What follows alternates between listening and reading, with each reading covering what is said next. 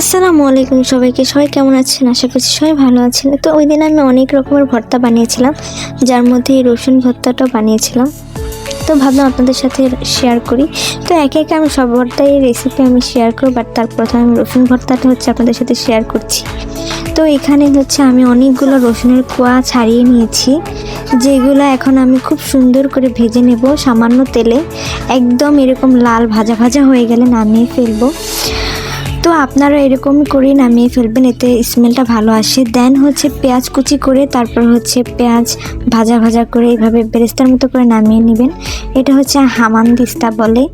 যাই হোক, এটাতে আমি এখন পিষে নেব, একদম ম্যাশ করব না, হালকা হালকা রাখবো, হালকা হালকা করবো। দেন আমি শুকনো মরিচ দিয়ে দেব আর পেঁয়াজটা দিয়ে দিয়েছি। এই তো আমার ভর্তাটা হয়ে গেছে, দেখো একদম আমি ম্যাশ করিনি। তো এটা খেতে অনেক মজা। রসুন কিন্তু আমাদের শরীরের জন্য খুবই উপকারী। তো এই ভর্তাটা তোমরা খেয়ে দেখবে, গরম ভাতের সাথে প্রচণ্ড মজা হয়। আমার কাছে খুব ভালো লাগে, আমি মাঝে মাঝে করে খাই। তো এইটা আমি অনেকগুলো ভর্তা করেছিলাম। তো তোমাদের সাথে সবগুলো ভর্তার রেসিপি আমি শেয়ার করব, বাট আজকে একটাই শেয়ার করলাম।